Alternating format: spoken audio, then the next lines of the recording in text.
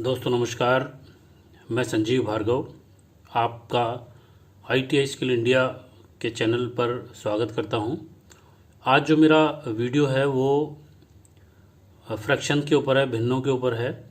और जैसा कि आप देख रहे हैं यहाँ पे एक ब्रेकअप ऑफ सिलेबस बनाया हुआ है हमने। Workshop calculation and science first year common for all engineering trade CTS students. तो यहाँ पर जो हमारा ITI का सिलेबस होता है वो 52 वीक का होता है, लेकिन उसको 40 वीक के अंदर ब्रेकअप अप कर रखा है हमने। और उसके अंदर हमारा वीक नंबर 3 और लेसन नंबर 3 हमारा फ्रैक्शन है, जिसके अंदर हम फैक्टर्स HCF, LCM और प्रॉब्लम, उसके बाद फ्रैक्शन में addition, subtraction, multiplication, division, decimal fraction में भी ये प्लस माइनस, गुणा भाग और सॉल्विंग प्रॉब्लम। तो आज मैं जो आपके लिए वीडियो लेके आया हूँ वो इसी वीक नंबर 3 और लेसन नंबर 3 के फ्रैक्शन के कुछ निमी के बुक के सवाल हैं जो मैं आपको सॉल्व करके बताऊंगा।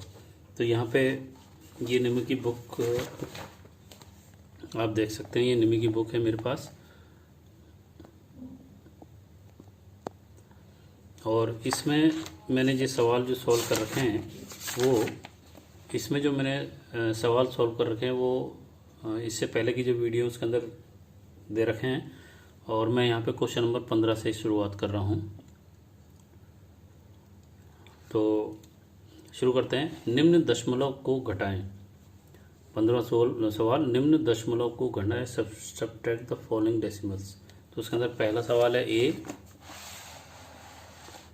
तो यहाँ पे 612.5200 को में से 9.6479 संख्या को घटाना है। तो हमें, जैसा कि आपको पहले से पता है कि दशमलव के जो संख्याएं होती हैं उनको घटाने या जोड़ते समय हमको ध्यान रखना होता है कि जब भी हम एक संख्या को जब दूसरी संख्या में से घटाते हैं तो हम दशमलव को एक दूसरे के ऊपर नीचे रखते हैं। हमारी राइट साइड में चाहे कितनी संख्या हो, लेफ्ट साइड में कितनी संख्या हो, तो इसके अंदर 612 हमारी संख्या, इसमें से जब 9.6479 घटाएंगे तो इस दशमलव के नीचे ये दशमलव आ जाएगा इस तरह से। और फिर ये राइट साइड वाली संख्या और लेफ्ट साइड वाली संख्या इस तरह से लिख करके हम यहाँ पे अब घटाएंगे। तो यहाँ 10 में से 9 गया 1, और यहाँ बचा 9 में 7 गया 2, उसके बाद यहाँ पे बचा 1, यहाँ पे हासिल लेंगे तो ये हो जाएगा 11 में 4 गया 7, उसके बाद यहाँ बचा 4, 14 में से 6 गया 8, यहाँ हमारे पास 1 बचेगा 1, 11 में से 9 गया 2, यहाँ 1 में से 1 चला जाएगा 0, और ये आएगा 602। तो यह हमारा 602.8721 उत्तर इस तरह से हो जाएगा। इसके बाद जो दूसरा सवाल है उसके अंदर भी हम 753.9246 में से 215.6000 घटाएंगे। तो उस कंडीशन में फिर से हम इस दशमलव के नीचे इस दशमलव को लिखेंगे। तो हमने ये इस दशमलव के नीचे इस दशमलव को लिखा। अब ये जो पहली संख्या है उसके राइट साइड में हमारी 4 अंक हैं और लेफ्ट साइड में हमारे 503 अंक हैं।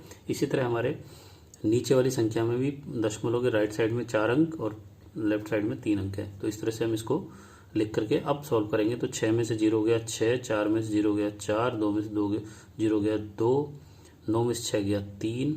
अब ये दशमलव इस तरह से आ जाएगा। तो यहाँ 3 हमारा 5 से छोटा है, इसलिए ये 1 हासिल यहाँ से लेंगे। तो 13 में से 5 गया 8, यहाँ बचा 6 में से 1 गया 5, और 5 में से 2 गया 3। तो ये हमारा उत्तर इस तरह से हो जाएगा। इसके बाद तीसरा सवाल हमारा है 968.325 में से 16.482। तो दशमलव के नीचे दशमलव लिखेंगे और एज इट इज संख्या को लिख करके दशमलव के नीचे दशमलव लगा के इस संख्या के भी हम लेफ्ट साइड वाली संख्या ऐसे लिख देंगे और राइट वाली इस तरह से लिखेंगे। अगर यहाँ पे ये 3 अंक की नहीं है तो इसको हम 0 भी लगा सकते हैं, और नहीं भी लगाएं तो कोई फर्क नहीं पड़ेगा।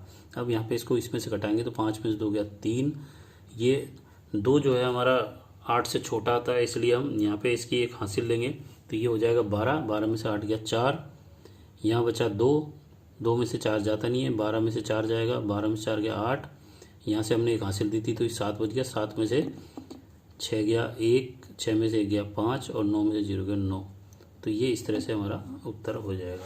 अगला जो सवाल है हमारा, फिर से हम वही दशमलव में के नीचे दशमलव रख के 5735 में से 5735.4273 को इस तरह से लिख देंगे और 364.2342 को इस तरह से लिखेंगे। दशमलव हमारा दशमलव के नीचे आ जाएगा। 3 में से 2 गया 1, 7 में से 4 गया 3, 2 में से 3 जाता नहीं, 12 में से 3 जाएगा 9, यहाँ बचा 3, 3 में से 2 गया 1, फिर दशमलव उतारेंगे क्योंकि एज इट इज़ यहाँ पे उतर जाएगा ये। 5 में से 4 गया 1, 13 में से 3 में से 6 जाते नहीं तो 1 हासिल लेंगे यहाँ पे, 13 हो गया, 13 में से 6 गया 7, ये बच गया 6, 6 में से 3 गया 3 और ये 5। तो ये हमारा उत्तर यहाँ पे इस तरह से हो जाएगा।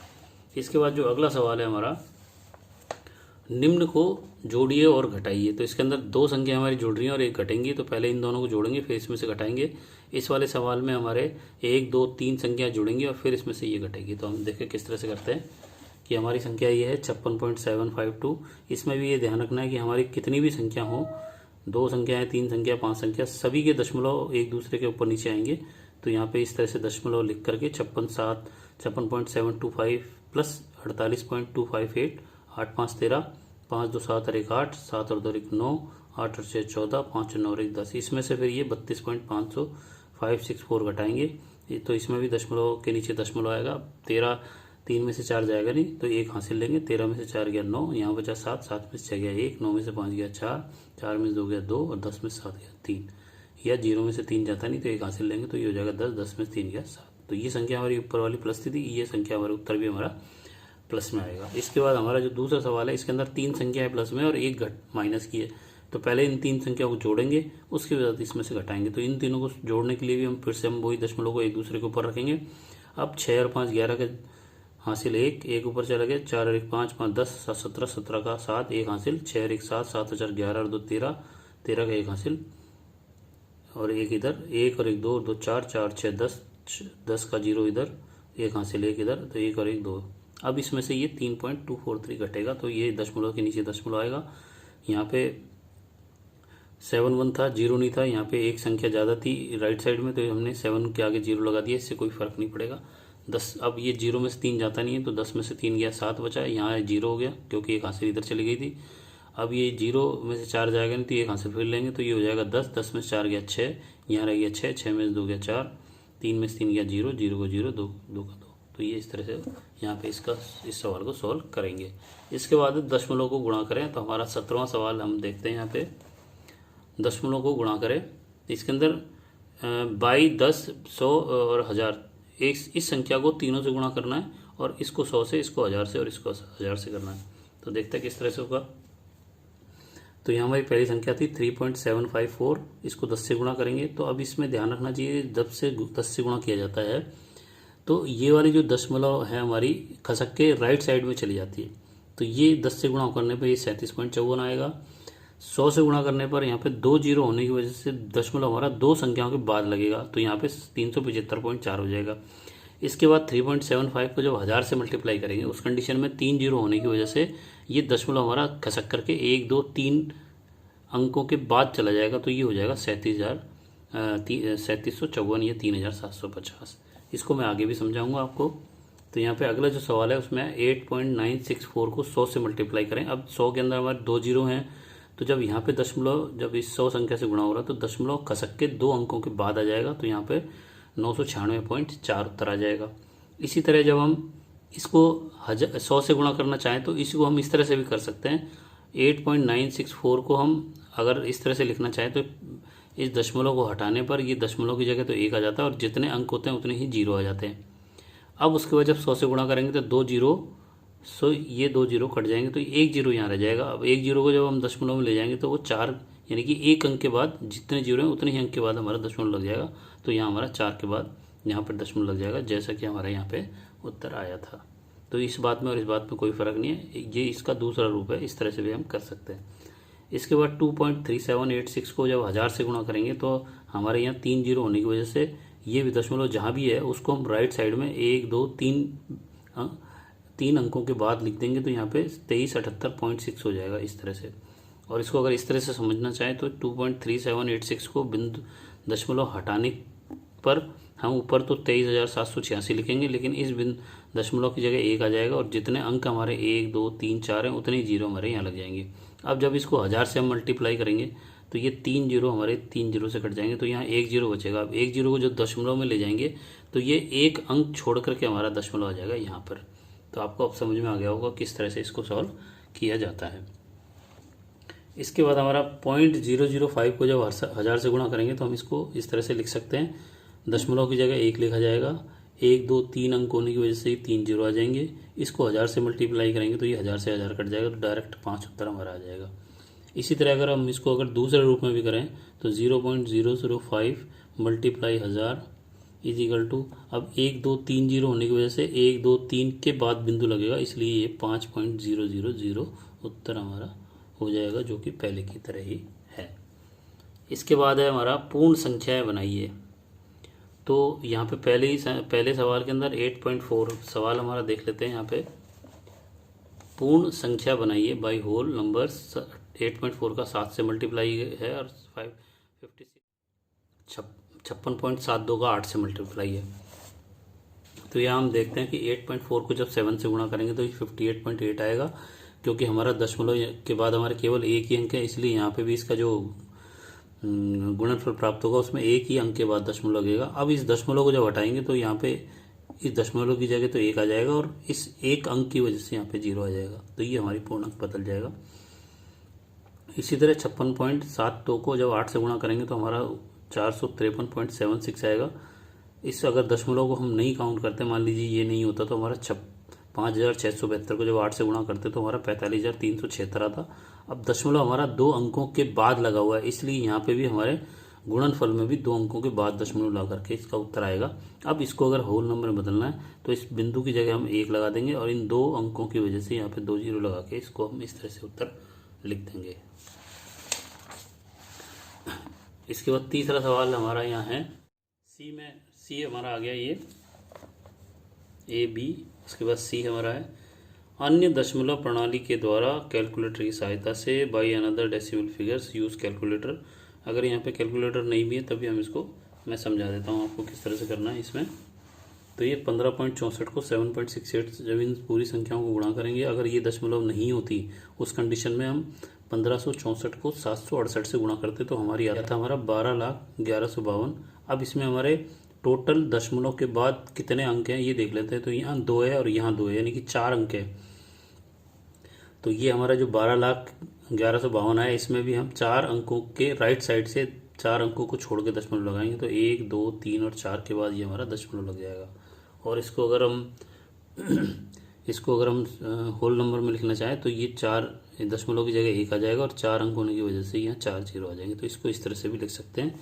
इसको हम 15.64 को हम 15 पॉइंट हटाएंगे तो ये दशमलव की जगह 1 आ गया और इस संख्या के नीचे ये 0 आ गया। इसी तरह 768 यहाँ बिंदु हटाएंगे तो ये बिंदु की जगह 1 आ जाएगा और 2 अंक होने की वजह से ये 0 आ जाएगा। तो 100 का 100 से गुणा करेंगे तो ये 10,000 आ जाएगा, 10,000 यहाँ पे आ जाएगा। और 1564 को 768 करें 68 से गुणा करेंगे तो ये 12,11,52 आ जाएगा। तो इस तरह से भी लिख सकते हैं, इस तरह से भी समझ सकते हैं। इसके बाद हमारा 2.642 का गुणा 1.562 से गणना कर रहे हैं। इस कंडीशन में अगर इसको हम दशमलव नहीं होता है, इस कंडीशन में 2642 को 1562 से गुणा करने पर हमारा 41,26,804 आएगा। इसमें 1 2 3 और 4 5 6 अंकों के बाद हमारा दशमलव लगेगा, वो हमारे सीधे हाथ की साइड से गिनेंगे तो 1 2 3 4 5 6, यानी कि हमारा दशमलव यहाँ लगेगा। तो ये 4.126804 कहलाएगा। और इस दशमलव को हटाते हैं तो ये दशमलव की जगह 1 आ जाएगा और 1 2 3 4 5 6 अंक होने की वजह से 6 ही जीरो यहाँ पे लग जाएंगे। तो इस तरह से भी इसका उत्तर हम लिख सकते हैं। उसके बाद हमारा 18वां सवाल है निम्न को भाग देवें। इसके हमारे F तक सवाल हैं, ABCDEF। निम्न को भाग देवें, डिवाइड बाय फॉलोइंग। तो इसमें 62 पहला सवाल है 62.5 में 25 का भाग दें। तो हम तो अगर चाहें तो इस पॉइंट को हटा दें, उसके बाद 625 में जब 25 का भाग देंगे तो 25 आएगा। अब यहाँ पे एक अंक के बाद दशमलव, इसलिए 1 अंक के बाद दशमलव यहाँ लग जाएगा। इसके बाद अगला जो सवाल है वो 14.4 में 9 का भाग। तो अगर इसको दशमलव नहीं माने तो दशमलव हटाएं तो ये 90 आ जाएगा। 144 को 9 से काटते तो हमारा ये 2 से काटते तो 72 आता है। 90 को 2 से काटते 45 आता है। फिर इसको हम 9 से काटते हैं 9 8 72 और 9 पंजे 45, 8/5 आएगा। इस 8/5 को हम 1 से 3/5 लिख सकते हैं। क्योंकि 5 एकम 5 और 3 बचा, तो ये 1 सही 3/5 आएगा। इसमें 1 हमारी पूर्ण संख्या होगी और 3/5 हमारी सम भिन्न होगी, और ये हमारी विषम भिन्न है, क्योंकि ऊपर की संख्या हमारी बड़ी है और नीचे की संख्या छोटी है, तो ये विषम भिन्न कहलाती है। और जिस कंडीशन में ये ऊपर की संख्या जो अंश होती है वो छोटी है और नीचे की संख्या हर जो बड़ी होती है वो सम भिन्न कहलाती है। और ये दोनों में ये पूरा मिल करके ये हमारी मिश्रित भिन्न है, जिसके अंदर 1 हमारी पूर्ण संख्या है और ये हमारी भिन्न संख्या है। और 1 सही 3/5 को हम 8/5 भी लिख सकते हैं, और 1 सही 3/5 में 3 में 5 का भाग देने पर 0.6 आएगा, तो इसका मान हमारा 1.6 भी लिखा जा सकता है। अगला सवाल है 64.56 में 10 का भाग। तो इसमें सीधा सीधा 10 का भाग देने पर ये दशमलव हमारा इधर खिसक जाएगा लेफ्ट साइड में, तो 4 के बाद आ जाएगा। इसके बाद 0.42 में 100 का भाग, तो ये दशमलव यहाँ पे है, तो अब 100 का भाग दे रहे हैं। अगर गुणा देते तो ये 42 के बाद बिंदु आता, भाग देने की वजह से ये बिंदु और इधर खसक जाएगा और दो अंक खसक जाएगा। तो यहाँ 1 0 तो है ही, 1 0 लग के फिर दशमलव आ जाएगा। और वैसे भी अगर इसको इस तरह से करें तो हम बिंदु को हटाएंगे तो ये हमारा 100 तो ऑलरेडी है, 2 अंकों की वजह से 2 0 और आ जाएंगे। और 42/10,000 को अगर दशमलव बदलेंगे तो हमारे 1 2 3 4 के बाद हमारा दशमलव आएगा। सवाल है हमारा 48.356 में 1000 का भाग। अब भाग दे रहे हैं, इस वजह से ये जो दशमलव है हमारा खसक के लेफ्ट साइड में चलता चला जाएगा, तो जितने जीरो हैं उतना ही सरक जाएगा। जितने जीरो 1 2 3 जीरो है तो 3 अंक के बाद सरकेगा, तो 1 2 और तीसरा है नहीं, तो यहाँ 0 लगा के हम दशमलव लगा देंगे तो ये उत्तर आ जाएगा। इसके बाद है 25.5 में 15 का भाग। अब अगर दशमलव हटाते तो ये 150 हो जाता है। अब इसको 5 से काटते हैं तो ये 51 आ जाएगा और ये 30 आ जाएगा। 51/30 को हम 1 से 21/30 लिख सकते हैं, क्योंकि 30 में जब 51 का भाग देंगे तो हमारा ये आएगा एक बार, 21 बचेगा, तो 1 से 21/30। और 21 को फिर हम 3 से काटेंगे तो ये 7 बार कट जाएगा और ये 10 बार कट जाएगा, तो 1 से 7/10 हो जाएगा। इस 7/10 को 0.7 लिख सकते हैं, तो ये टोटल हमारा 1.7 उत्तर हो जाएगा। इसके बाद है अगला सवाल है 19 हमारा भाग करें डिवीज़न। तो इसमें भी ये एच तक सवाल हैं। तो 16.8 में 1.2 का भाग देंगे, तो इस पॉइंट को हटाने के लिए नीचे हमारा दशमलव की जगह 1 लगेगा और इसके आगे 0 हो जाएगा, तो ये 10 से गुणा हो जाएगा। और इसी तरह इस बिंदु को हटाएंगे तो ये ऊपर भी 10 ही हो जाएगा। उस कंडीशन में 10 से 10 कट जाएगा, तो 162 में 12 का भाग देंगे, डायरेक्ट हमारा 14 आ जाएगा। उसके बाद हमारा ये है अगला सवाल बी।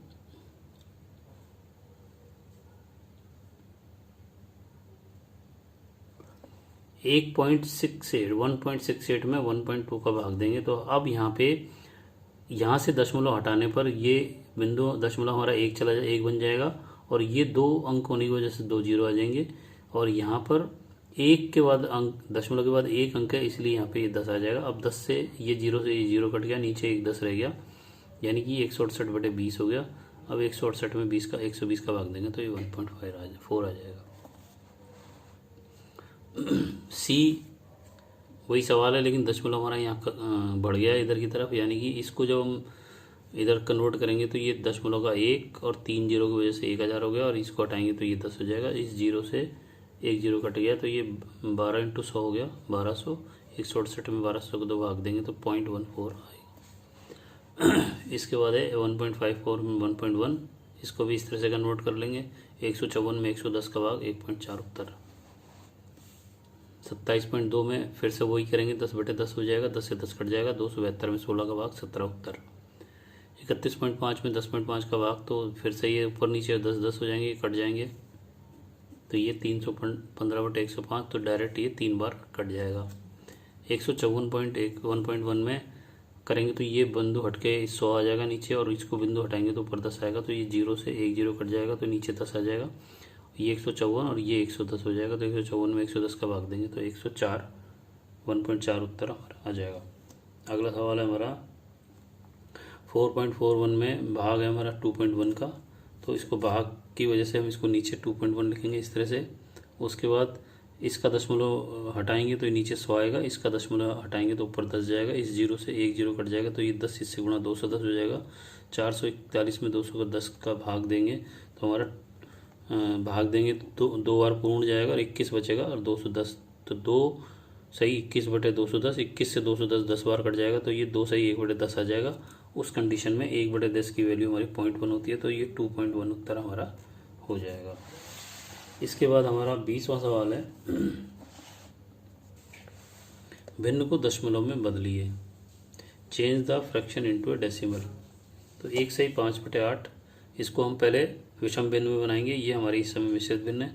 8 गुणा 1 प्लस 5, 8 एकम 8 प्लस 5 यानी कि 13/8। 13/8 हमको 13 में 8 का भाग देंगे तो 1.625 आएगा। या हम इसको 1 सही 5/8 को 1 + 5/8 भी लिख सकते हैं। अब एक तो एक पूरा रह जाएगा, 5 में जब 8 का भाग देंगे तो ये आएगा 0.621, एक जोड़ देंगे तो ये 1.625 इस तरह से भी आ सकता है। इसके बाद हमारा ये सवाल है 12/25। इसको दूसरे तरीके से मैं समझाने की कोशिश कर रहा हूँ। 25 को अगर हम नीचे 100 में ले आएँ तो दशमलव लगाना बड़ा आसान हो जाएगा। तो 25 को डायरेक्ट 4 से गुणा करें तो ये 100 हो जाएगा। तो 4 का नीचे गुणा करेंगे, 4 का ऊपर गुणा करेंगे तो ये 12 चौक 48 हो जाएगा और ये 25 चौक 100 हो जाएगा। उस कंडीशन में हमारा ये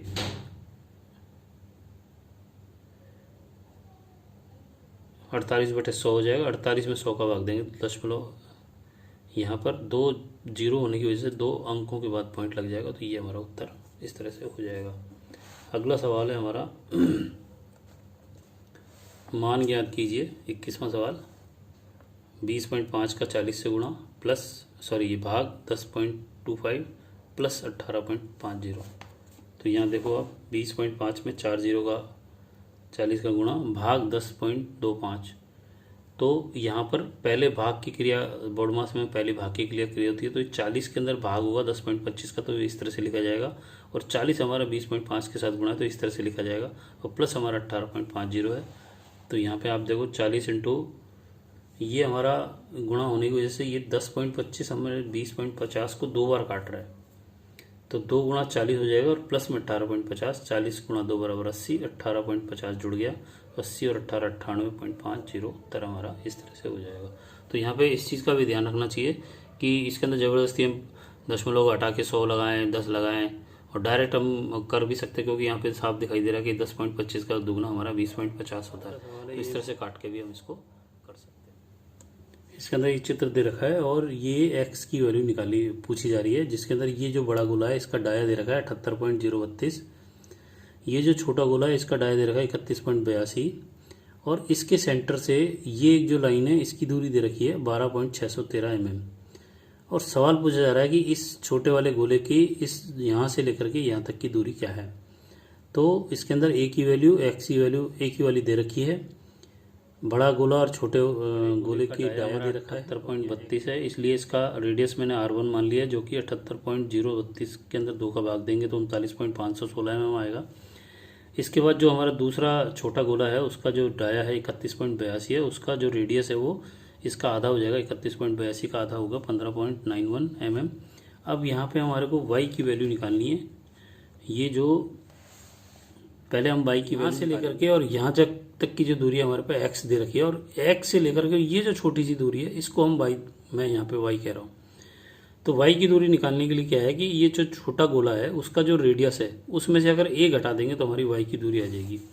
तो मैंने यहाँ पे y की दूरी R2 माइनस a, R2 हमारा है 15.91, a की जो दूरी है वो 12.613 है, इसको जब इसमें से घटाऊंगा तो 3.297 आएगा। अब यहाँ पर R1 जो है, R1 यानी कि बड़ा गोला जो है उसका जो रेडियस है वो हमारे इस सेंटर से और यहाँ तक की जो दूरी है वो x प्लस ये जो डिस्टेंस है उसके बराबर है, यानी कि x प्लस वाई बराबर ये सेंटर से यहाँ तक की दूरी। तो मैंने इसको इस तरह से लिखा है R1 बराबर x प्लस वाई, जहाँ पर R1 हमारा 39.516 है, x हमारे को निकालना है और y हमारे पास 3.297 आया जो हमने ऊपर से निकाला। तो x की दूरी निकालने के लिए x को हम यहीं रहने देते हैं, इस संख्या को इधर ले जाएंगे तो ये माइनस हो जाएगी, तब हमारा x बराबर होगा 39.516 माइनस 3.297। इसमें से इसको घटाएंगे तो हमारा 36.219 mm उत्तर आ जाएगा। इसके बाद अगला जो सवाल है हमारा 23, इसके अंदर हमारा ये अर्धगोला से थोड़ा ज़्यादा है जो ऊपर से कटा हुआ है, उसके अंदर हमारी यहाँ से लेकर के यहाँ तक की जो दूरी है वो 36.62 है, और हमारे पास इसका व्यास आर दे रखा है 29.16, जो कि आर का मतलब होता है इस सेंटर से लेकर यहाँ की दूरी, इस सेंटर से लेकर के यहाँ की दूरी, और ये इस सेंटर से लेकर यहाँ की दूरी, यानी कि सेंटर से ये दूरी हमारी बराबर रहती है, इसीलिए इसको रेडियस कहते हैं। यानी कि हमारी यहाँ से यहाँ तक दूरी, यहाँ से यहाँ तक दूरी, यहाँ से यहाँ तक दूरी हमारी 29.16 हो गई। और अब हमारे को एक्स की दूरी निकालनी है, तो हमारी जो दूरी यहाँ से लेकर के और यहाँ तक जो दे रखी है वो दे रखी है 36.62। इसमें से अगर हम ये दूरी जो रेडियस की वो घटाते तो हमारे पास एक्स आ जाएगा। तो यहाँ पर देखें आप कि एक्स बराबर हमारा जो एक्स का जो मान निकालना है, इसके अंदर हमारा टोटल जो हाइट है हमारी ये 36.62, इसमें से अगर ये दूरी घटा देंगे तो हमारा एक्स आ जाएगा। तो 36.62 में से रेडियस 29.16 घटाया तो ये हमारा 7.46 एक्स की वैल्यू आ जाएगी, जो हमारा उत्तर होगा। इसके बाद हमारा जो अगला सवाल है वो है फिर से एक चित्र का ही है। इस सवाल के अंदर आप देखें 24वें सवाल में कि हमारी ये जो एक पिन टाइप है, इसके अंदर दो गोले बने हुए हैं, एक बड़ा गोला एक छोटा गोला। इन दोनों के सेंटर की जो दूरी है वो 136.88 है। उसके बाद इस बड़े गोले का जो रेडियस है वो दे रखा है 14.26, और छोटे गोले का रेडियस दे रखा है 9.5, और यहाँ पे एक्स की वैल्यू निकाली जा रही है। तो आप अगर थोड़ा सा ध्यान देंगे तो इसमें क्या पूछ कर रहा है कि ये जो सेंटर से सेंटर की जो दूरी है उसके अंदर ये दूरी हमारी कम हो रही है और ये दूरी हमारी प्लस हो रही है, यानी कि 136.88 में से R1 इसको मान लें तो 14.26 घट रहा है यहाँ पे, और यहाँ पर R जो 9.5 है वो यहाँ पे जुड़ रहा है, यानी कि 136.88 में से 14.26 घटाना है और 9.5 हमारा जुड़ जाएगा। तो हमने यहाँ पे 136.88 में से 14.26 घटा दिया और प्लस में 9.5 कर दिया, तो हमारे ये 132.12 उत्तर आ रहा है। इसके बाद जो लास्ट क्वेश्चन है वो इस प्रश्नावली का वो है, ये टोटल दूरी हमारी ये यहाँ से यहाँ तक की दूरी पूछी जा रही है। ये हमारा एक स्क्रू है जिसकी ये हेड की दूरी 21.12 है, 21.12 है। उसके बाद ये जो दूरी है इसकी दूरी है 55.26, और लास्ट यहाँ से यहाँ तक की दूरी है 24। तो यहाँ निकालने के लिए टोटल तीनों का टोटल हो जाएगा, तो हमारी बी की वैल्यू आ जाएगी। तो यहाँ 21.12 आप देखें 21.12, 55.26 और लास्ट में 24, इस तीनों का टोटल करेंगे तो 100.38 आएगा। तो यहाँ पर ये वीडियो ऑलरेडी काफ़ी बड़ा हो चुका है। तो आपने देखा कि किस तरह से हम निम्न की किताब के जो असाइनमेंट है उन सवालों को किस तरह से मैंने आपको सॉल्व करके समझाया है। तो ये हमारे सिलेबस के अनुसार week number 3 lesson number 3 fraction वाले चैप्टर का लास्ट हमारा वीडियो है, जिसके अंदर आपको solving problem by using calculator भी कर सकते हो और इसको आप चाहो तो डायरेक्ट भी अपने दिमाग से कर सकते हो। तो ये मैंने आपको समझाने का प्रयास किया है। यदि आपको मेरा ये वीडियो अच्छा लगा तो आप मेरे इस वीडियो को लाइक करें, शेयर करें, और आप अगर मेरे चैनल पे पहली बार आएँ तो आप इसको सब्सक्राइब करें और बेल आइकन को क्लिक करके उसके ऑल पे क्लिक करें, जिससे कि आने वाले सभी आपको वीडियो मिलते रहें। मैं संजीव भार्गव, वर्कशॉप कैलकुलेशन और इंजीनियरिंग ड्राइंग का निदेशक। मेरे को 26 साल से ITI में पढ़ाने का अवसर मिला है। मैं संजीव भार्गव गवर्नमेंट ऑफ राजस्थान की विभिन्न ITI में 2 सब्जेक्ट वर्कशॉप कैलकुलेशन और इंजीनियरिंग ड्राइंग पढ़ा चुका हूँ। 10 साल पहले मेरी बुक भी लिखी जो कि दोनों विषयों के लिए थी। अंत में मेरा धन्यवाद, नमस्कार, जय हिंद, जय भारत।